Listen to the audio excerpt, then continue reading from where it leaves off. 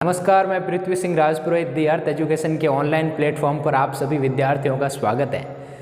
BA के exam आ गए हैं, कुछ एग्ज़ाम शुरू हो गए हैं और कुछ एग्ज़ाम शुरू होने वाला है। और आप सबका इस बीच एक बड़ा सवाल आ रहा है कि सर हमने साल भर है जो बीए की पढ़ाई नहीं की और अब हमारे एग्ज़ाम आ गए हैं और हम पास होना चाहते हैं, हम फेल होना नहीं चाहते। अब भाई आपको पास कौन करेगा? तो हमने सोचा क्यों नहीं हम गरीबों के मसीहा बनकर आते हैं और आपको करवा देते हैं पास कैसे करवाएंगे? शानदार टिप्स एंड ट्रिक्स बताने वाला हूँ। पास करवाने का ठेका नहीं ले रहा हूँ, लेकिन पास करवाने की गारंटी ले रहा हूँ कि बीए में पास करवा दूंगा, और वो भी 60%, यानी कि फर्स्ट डिवीज़न से ऊपर आप बना लोगे अगर आपने इस वीडियो को देख लिया और इस वीडियो में बताने वाली जो गलतियां मैं बता रहा हूँ उन गलतियों को अवॉइड कर लिया, उन गलतियों को नहीं किया, उन मिस्टेक्स को नहीं किया, तो आप भी बन सकते हो टॉपर, वो भी बिना पढ़े बीए में। चलिए शुरू करते हैं। बीए में बिना पढ़े पास कैसे हो, यानी कि बीए के अंदर बिना पढ़े पास कैसे हो सकते हैं भाई। पढ़ाई की साल भर, उनके लिए ऑल दी बेस्ट, बहुत बढ़िया, आप तो भाई डेफिनेटली पास होंगे। और आपने पढ़ाई की है तो भी वीडियो छोड़ के मत जाना। पढ़ने वालों के लिए भी ऐसे ट्रिक्स एंड टिप्स बताऊंगा जिनको जो आप फॉलो करोगे, यानी आपने पढ़ाई तो कर ली लेकिन आपको लिखना नहीं आता कि कैसे लिखना है। एग्जामिनर की खोपड़ी में छेद करेंगे भाई, यानी एग्जामिनर नंबर कैसे देता है, एग्जामिनर का नंबर देने का तरीका क्या है, वो तरीका ही अगर आपको बता दूं तो बताइए कर लेंगे ना आप टॉप? ठीक है, तो जिन्होंने पढ़ा है वो बच्चे भी वीडियो देखेंगे, नहीं पढ़ा है वो भी देखेंगे, सब पास होंगे, चिंता नहीं करें। आपके सर गरीबों के मसीहा अभी जिंदा है, तब तक आप चिंता नहीं करें। बीए में बिना पढ़े पास कैसे हो? देखिए, बीए हैं या तुक्के लगते हैं और तुक्का लगने का तरीका भी बताने वाला हूँ, यानी तुक्का कैसे लगाएं। ठीक है, बीएससी और बीकॉम वालों के लिए ये वीडियो नहीं है, वो इस वीडियो को नहीं देखें, क्योंकि बीएससी और बीकॉम में तुक्के इतने नहीं लगते हैं, थोड़े बहुत लगते होंगे, मुझे नहीं आइडिया, लेकिन बीए वालों का तो मैं क्या हूँ, मास्टरमाइंड हूँ, एकदम हर एक नस नस का जानकार हूँ। ठीक है, पूरा इलाज बता देंगे। बीए में बिना पढ़े पास कैसे हो सकते हैं, फर्स्ट डिवीज़न कैसे बना सकते हैं, 60% से ऊपर कैसे बना सकते हैं, उन सब बातों पर आज बात करेंगे। आपके सबसे बड़े बड़े जो सवाल हैं, इतने बड़े बड़े सवाल जो कमेंट बॉक्स में स्टूडेंट भर भर के दे रहे हैं, लगातार पूछे जा रहे हैं, उनको मैंने यहाँ पे ले लिया और अपना जितना भी अनुभव है उसके आधार पर आपके सवालों के जवाब देने की मैं कोशिश किया, एकदम शानदार तरीके से जवाब दे ही दूंगा। ठीक है, वीडियो में आगे बढ़ने से पहले अपने दोस्तों को भी फेल नहीं होने देना है भाई। आप पास हो रहे हो, अच्छी बात है, दोस्तों को भी पास करो, वीडियो दोस्तों को शेयर करो और चैनल को क्या कर लो, सब्सक्राइब। पढ़ाई भी हमने बहुत है, अब ट्रिक भी बता देते हैं। ठीक है, चलिए। कल परीक्षा है लेकिन पढ़ाई नहीं किया, यानी कि कल आपका एग्जाम है, आपने नहीं पढ़ा, इस सवाल का भी जवाब देंगे। प्रश्नों के उत्तर ठीक से याद नहीं, यानी कि पढ़ा तो है लेकिन ठीक से याद नहीं है सवालों के उत्तर। साल भर किताब ही नहीं खोली, कुछ ऐसे भी आते हैं भाई, हम तो कहीं काम कर रहे थे देशावर के सर, हूँ तो देशावर कमावा जाओ तो ना, हमें परीक्षा आई जने गाँव आयो हूँ, हमें की कर लिखूँ। ठीक है, थार वास्ते बता दे भाई। ठीक है, साल भर किताब नहीं खोली, कोई बात नहीं, बता देंगे। लिखने का सही तरीका नहीं पता, बता देंगे। ठीक है, पन्ने कितने भरने हैं, ये एक बड़ा सवाल है। विद्यार्थी अमूमन पूछते हैं सर कितने पन्ने लिखने हैं, कितने पन्ने लिखने से पास हो जाएंगे? ज़्यादा पन्ने लिखने से पास नहीं होते, लिमिट बताऊंगा आज शानदार, उसमें आप पास हो जाओगे। ठीक है, परीक्षक नंबर कैसे देता है, ये बहुत इंपॉर्टेंट है, यानी कि इसको मैंने क्या लिख दिया, इंपॉर्टेंट, यानी कि जो एग्जामिनर होता है, जो कॉपी जांचने वाला होता है, वो नंबर कैसे देता है, कॉपी चेक कैसे होती है, यानी कि जो कॉपी आती है यूनिवर्सिटी की बीए की, वो चेक कैसे होती है। ठीक है, अब मुख्य बिंदुओं पर बात करेंगे, लिखावट कैसी हो, हेडिंग कैसी हो, तरीका कैसा हो, सारे प्रश्न करने नहीं करने हैं, आप क्या गलतियां करते हो उन पर बात करेंगे, फिर आगे स्टेप बाय स्टेप चलेंगे और लास्ट में मैं आपको दिखाऊंगा कॉपी में लिखने का तरीका, यानी कि कॉपी में जो प्रश्न लिखना है उस प्रश्न को अटेंड कैसे करना है, उसको सॉल्व कैसे करना है, उसकी बात करेंगे। ठीक है, चलिए पहले आपके इन सवालों के थोड़े मैं जवाब देता तो एक बार। कल परीक्षा है लेकिन पढ़ाई नहीं की, कोई बात नहीं, पढ़ाई करनी चाहिए लेकिन नहीं की है, पास हो जाओगे भाई। एक सीरीज आती है, क्या आती है, सीरीज, मैंने यहाँ पे लिखा ये सीरीज तो आपने ली होगी, नहीं ली होगी तो ले लेना, क्योंकि भाई थोड़ा बहुत तो जरूरी है। ठीक है, चलिए अगला सवाल बात करते हैं, प्रश्नों का उत्तर ठीक से याद नहीं है। ठीक से याद किसी को नहीं होता भाई, ठीक से याद किसी को नहीं होता, ठीक से जो लिखने का तरीका होता है ना वही काम आता है, यानी कि बढ़िया लिखा तो पास हो जाओगे। ठीक है, साल भर किताब नहीं खोली, कोई बात नहीं, एक दिन में हो जाएगा मामला सेट। ठीक है, लिखने का सही तरीका नहीं पता, हम बैठे तरीका बताऊंगा लिखने का, एकदम प्रश्न कैसे लिखना है वो सारा का सारा तरीका आपको बता देंगे। पन्ने कितने भरने, पन्नों की जब भी बात आए, यानी यूनिवर्सिटी एग्जाम में एक मुख्य ये होता है कि पन्ने आपको कम से कम 20 से 22 पन्ने बढ़ने होते हैं, ठीक है। अब उन पन्नों को भरना कैसे है, घास नहीं काटनी है, बेकार सा नहीं लिखना है, एक सुंदर तरीका बता देंगे आपको, ठीक है। परीक्षक नंबर कैसे देता है, कॉपी चेक कैसे होती है। देखिए कॉपी बड़ी होती है, पूरी कॉपी को वो चेक नहीं करते हैं, यानी कि वो आपकी हर एक लाइन को नहीं पढ़ते, वो एक इम्पोर्टेंट जो आपके पॉइंट होते हैं, जो आपकी हेडिंग्स होती हैं, जो आपका लिखने का तरीका होता है, जो परिभाषाएं आप लिखते हो, वो सब वो पढ़ते हैं और टिक टिक लगा के आपकी लिखावट कैसी है, यानी लिखने का तरीका, आपकी राइटिंग कैसी है, सुंदर होगी, अच्छा इंप्रेशन पड़ेगा, एग्जामिनर को लगेगा कि हाँ ये बच्चा बढ़िया लिख रहा है, तो आपको क्या कर देगा, नंबर दे देगा, बढ़िया। अब मुख्य बिंदुओं की बात करते हैं कि ये बिंदु हैं जिन पे आपको विशेष तौर पे ध्यान देना है, ठीक है। लिखावट यानी कि लिखने का जो तरीका है वो सुंदर होना चाहिए, पढ़ने में आए एग्जामिनर को, वो पढ़ पाए, ठीक है। आप फास्ट लिखे जा रहे हो पेज भरने के चक्कर में, और कई स्टूडेंट ऐसे होते हैं जिनको खुद का लिखा हुआ भी वो वापस से जो पढ़ नहीं पाते। अमूमन हमारे जो टेस्ट वगैरह होते हैं उसमें मैं कॉपियाँ देखता हूँ तो मुझे लगता है कि यार ये कहाँ से आया है, उर्दू में लिख रहा है, अरबी फारसी पता नहीं कौन सी लिपि लिख देते हैं कुछ, तो ये समझ में नहीं आता है। तो जब एग्जामिनर को समझ में नहीं आएगा तो वो आपको नंबर कैसे देगा भाई। यानी कि लिखें क्या, सुंदर लिखें, साफ लिखें, थोड़े बड़े अक्षर लिखें, खुले लिखें, खुले यानी एक को आगा नहीं लिखना, एक अट लिखियो, एक दो को आगू लिख दियो, यूँ नहीं, नेड़ा एक निश्चित जो डिस्टेंस होता है उसके अंदर आप लिखोगे। हेडिंग वो पॉइंट, हेडिंग और पॉइंट का बहुत ज़्यादा मेन रोल होता है, यानी कि आप हेडिंग लगाओगे, पॉइंट बनाओगे, तीर लगाओगे, ऐसे करके लिखना है। उससे क्या होता है, इंप्रेशन थोड़ा पड़ता है, यानी कि वो सिर्फ हेडिंग पॉइंट ही पढ़ते हैं मुख्य रूप से। सही बात तो ये है, ठीक है। लिखने का तरीका कैसा हो, लिखने का तरीका ये वाला होना चाहिए, हेडिंग और पॉइंट वाला, और टू दी पॉइंट आप लिखें। सारे प्रश्न करने हैं या छोड़ने हैं, ये भी सवाल होता है कि सर हमको पास होने के लिए 100 नंबर का पेपर है, हमको तो उसके अंदर सर 36 नंबर ही लाने हैं, 36, हम पूरे सवाल क्यों करें। लेकिन आपको सवाल छोड़ने नहीं है, जितने सवाल होते हैं वो सारे सवाल जरूर करें। यानी 3 पोर्शन का पेपर होता है ना आपके, एक होता है अ भाग, एक होता है ब भाग, और एक होता है स भाग, है ना। ये हो गया अति लघुतरात्मक, ये लघुतरात्मक, और ये निबंधात्मक। तो इसमें 10 सवाल करने होंगे, इसमें 5 करने होंगे, इसमें 3 करने होंगे। सारे के सारे सवालों के जवाब जरूर दें, ठीक है। अब वो कौन सी मिस्टेक्स आप करते हो, गलतियां करते हो, जिसकी वजह से आपके नंबर कट जाते हैं और आपके नंबर कम आते हैं, या फिर आप फेल भी हो सकते हो, ठीक है। वो गलतियां आपको इस एग्जाम में नहीं करनी। यानी मैं लिख के दे रहा हूँ कि ये सारी टिप्स एंड ट्रिक्स आपने फॉलो कर दी ना, भले पढ़े कम हो कोई बात नहीं, लेकिन जो तरीका मैं बता रहा हूँ इस तरीके से लिख दिया तो 60% से ऊपर बनने में कोई नहीं रोक सकता, माई का लाल नहीं रोक सकता, ठीक है। मिस्टेक्स आप गलतियाँ करते हो, निर्देशों को नहीं पढ़ना, यानी कि कुछ निर्देश जो होते हैं वो कॉपी पर लिखे होते हैं, कुछ पेपर पर लिखे होते हैं। पहले आपको 5-1 मिनट का टाइम मिलता है, उसमें आप उन निर्देशों को आराम से पढ़ लीजिए। निर्देश यानी कि जैसे लिखा होता है कभी कभी कि भाई अथवा वाले सवाल करने हैं, एक सवाल करने, जैसे 10 सवाल दे दिए, उसमें लिखा होता है कि इसमें से निम्न में से प्रत्येक इकाई में से एक सवाल कीजिए, यानी कि एक सवाल टोटल आपको वहाँ पे अटेंड करना होता है। तो वो उस तरीके से आप अटेंड करोगे। तीर का निशान, अब तीर के निशान कुछ बच्चे ऐसे होते हैं जो हर लाइन में, यानी हर लाइन में तीर लगा दिया, लो ये तीर, ये तीर, ये तीर, ये तीर, ये तीर, इतने ज़्यादा तीर हो जाएंगे तो क्या होगा, एग्जामिनर पर इसका बुरा प्रभाव है जो पड़ सकता है, इससे आपके नंबर कटने की संभावना है, ठीक है। और तो ज़्यादा तीर भी नहीं लगाने हैं। हेडिंग के नीचे स्टार व डिजाइन, जैसे कि कोई हेडिंग लिखी यहाँ पर, यहाँ हेडिंग लिखी, मान लो ये लिख दिया हर्षवर्धन, क्या लिखा, हर्षवर्धन इतिहास की हेडिंग लिखी, और नीचे लगा दिया स्टार, पता नहीं क्या क्या फलाना ढीम का बना दिया एकदम। इसको आपका आर्ट एंड क्राफ्ट का पेपर नहीं है, आपके पेपर है बीए का, तो बीए के हिसाब से लिखो, यानी हेडिंग के नीचे सिर्फ अंडरलाइन करनी है, ज़्यादा डिजाइन तारे वारे नहीं बनाने हैं। ज़्यादा रंगों के पेनों का प्रयोग, ये भी बच्चे पूछते हैं कि सर कितने रंगों के पेनों का प्रयोग करें, भाई रेड, ब्लू, ब्लैक, ग्रीन, बहुत सारे कलर, पर बहुत सारे कलर के पेन का प्रयोग आपको नहीं करना है। मैं तो कहूँगा कि सिर्फ आप ब्लू यानी आसमानी कलर का जो पेन आता है उससे लिखो, बहुत बढ़िया। हेडिंग लिखो, हेडिंग नीचे अंडरलाइन कर दो, फिर एक पेन लेके जाओ आसमानी, उसी से लिखो पूरा, वो ठीक है। फिर भी आपको लगता है कि सर कुछ और ऐड करना चाहिए, तो एक ब्लैक पेन ले लो, काला पेन, यानी कि काले से हेडिंग लगा दो, आसमानी से लिख दो।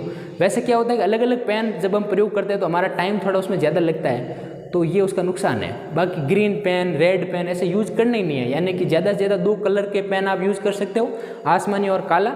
नहीं तो अपना तो भाई जो लड़के हैं उनके लिए तो मैं कहता हूँ ब्लू पेन जिंदाबाद, ठीक है। ब्लैक नहीं ले जाना। बाकी लड़कियाँ थोड़ी वो रुचि होती है उनकी कि भाई सुंदर दिखे तो ब्लैक पेन यूज़ कर सकते हो, ठीक है।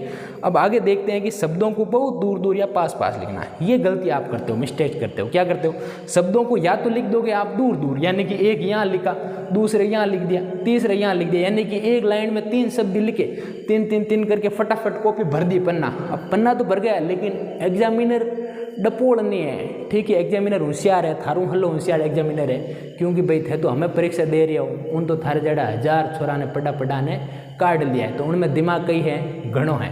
तो यूँ 3 नहीं लिखना है, यानी कि दूर दूर नहीं लिखने हैं, उनको व्यवस्थित लिखना है। यानी कि ना तो ज़्यादा दूर लिखोगे ना ज़्यादा पास लिखोगे, ऐसे लिखो कि उसको लगे नहीं कि भाई कॉपी भरने के चक्कर में दूर दूर लगे।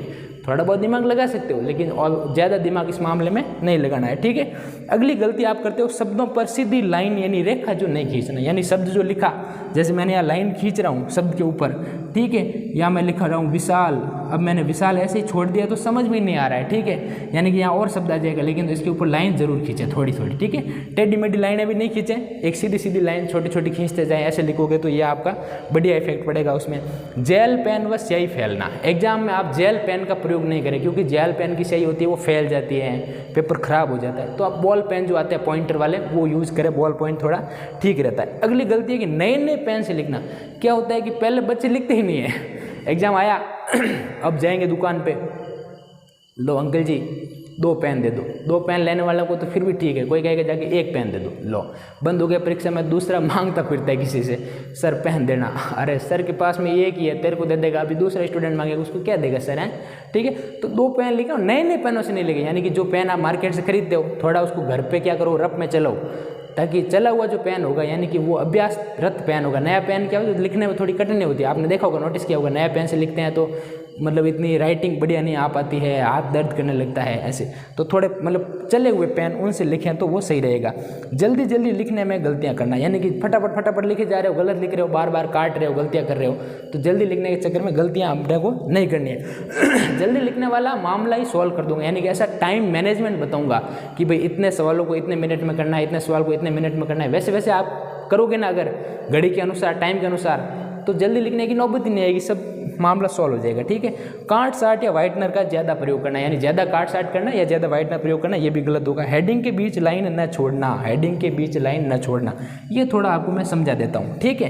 हेडिंग के बीच लाइन न छोड़ना ये कैसे होगा, चलिए डस्टर क्यों पड़ा है फिर, हाथ से मिटा रहे हैं, लो ये डस्टर से मिटा दिया। मान लो यहाँ पर आप हेडिंग लिख रहे हो बच्चों, यहाँ आप लिख रहे हो हर्षवर्धन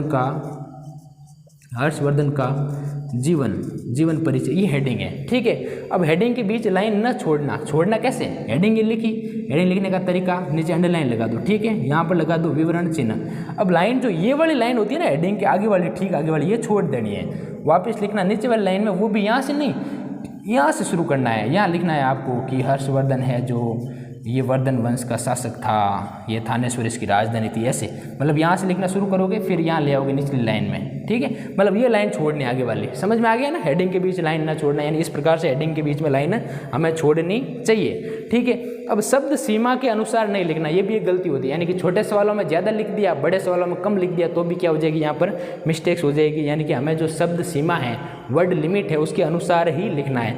एक जो चिन्ह प्रयोग किए जाते हैं कॉपी में अक्सर, यानी कि जो विवरण देने के लिए हेडिंग के आगे, वो 2 प्रकार के चिन्ह आप प्रयोग कर सकते हो। एक ये योजक चिन्ह है जो सीधा योजक चिन्ह, यानी कि ये हो गया रेखा, और एक होता है विवरण चिन्ह, ये वाला 2 बिंदु और 1 रेखा। वैसे विवरण चिन्ह वो ज़्यादा बढ़िया रहेगा, योजक चिन्ह का यूज भी आप कर सकते हो, ठीक है। अब आगे बात करते हैं दोस्तों कि उत्तर लिखने का सही तरीका कौन सा है, यानी कि उत्तर लिखने का एकदम राइट तरीका कौन सा है, जो जिस तरीके से सबसे ज़्यादा नंबर है जो हमें मिल सकते हैं, ठीक है। तो उत्तर लिखने का तरीका आपका ये होगा कि आप पहले लिखोगे प्रस्तावना, यानी कि कोई भी सवाल आया, फॉर एग्जाम्पल सवाल आ गया कि भाई आप हर्षवर्धन का मूल्यांकन कीजिए, हर्षवर्धन के जीवन परिचय के बारे में लिखिए, तो आप क्या लिखोगे, पहले प्रस्तावना, परिचय लिखोगे, सामान्य भूमिका लिखोगे, यानी कि हर्षवर्धन था कौन, कहाँ का रहने वाला था, कहाँ का राजा था, राजधानी कहाँ पर थी, उनका वंश कौन सा था, ऐसे आप एक भूमिका कुछ एक शब्दों में लिखोगे, ठीक है। उसके बाद में आप लिखोगे परिभाषा। अब परिभाषाओं का मामला ये है कि जो बीए के सब्जेक्ट होते हैं उनमें परिभाषा अमूमन आती है, और परिभाषा हमें याद भी नहीं होती, यानी कि पढ़ा नहीं है तो याद होगी कहाँ से, और पढ़ने वाले को भी इतनी अच्छी तरीके से परिभाषा याद नहीं रह पाती है। तो उसमें आपको क्या करना है, एक शानदार ट्रिक बताने वाला हूँ, इस ट्रिक का यूज़ करोगे ना भाई साहब, एग्जामिनर का भी दिमाग घूम जाएगा कि भाई बच्चा कहाँ से सीख के आया है, नंबर देने को क्या हो जाएगा, मजबूर हो जाएगा। ये ट्रिक कई विद्यार्थियों ने यूज़ की और वो सफल हुए। ठीक है, परिभाषा कैसे लिखोगे आप भाई आपके जो इतिहास सब्जेक्ट हैं तो उसमें 4-5 विद्वानों के नाम रट लो। राजनीति है अरस्तु, प्लेटो, रूसो, ये जो नाम है इनको आप रट दो। ठीक है, अरस्तु, सुकरात, ऐसे ये आते हैं। ठीक है, रूसो वगैरह, तो इनको रट के क्या करोगे, अब नाम लिखोगे उनका, क्या लिखोगे कि अरस्तु के अनुसार, परिभाषा लिखोगे पहले, फिर लिखोगे अरस्तु के अनुसार।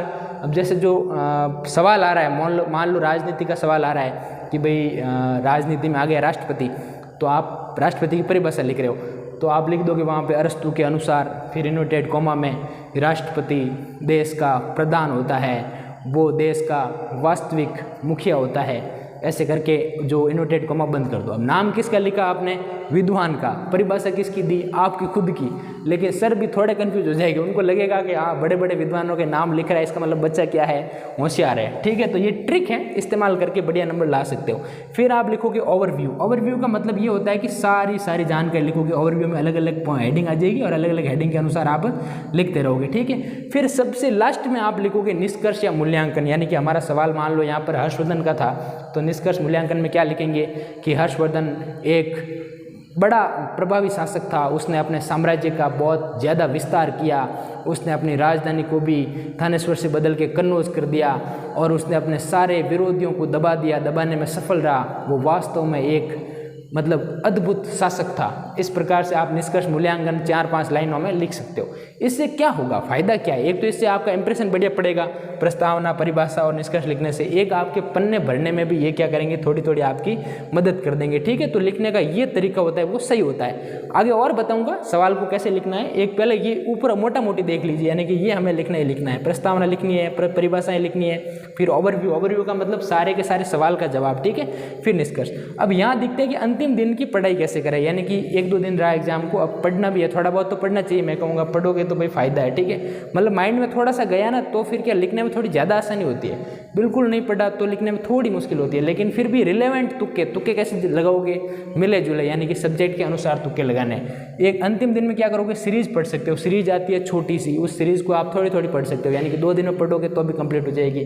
पुराने पेपर को नहीं पढ़ना है। ठीक है, जो पुराने यानी लास्ट साल के जो पेपर है, यानी कि अब आप 2024 की परीक्षा दे रहे हो, 2023 का पेपर देखो, उसको मत पढ़ो। उसमें जो सवाल है ना वो सारे सीरीज में से कट कर दो और सीरीज में सवाल रह जाएंगे अब जो आधे सवाल रह गए हैं उनको पढ़ो। यानी कि पेपर में जो लास्ट पेपर में सवाल आते हैं वो लगभग रिपीट वापस नहीं आते हैं, संभावनाएं 99% तक कम होती है। तो इस प्रकार से सीरीज़ को थोड़ा पढ़ लो।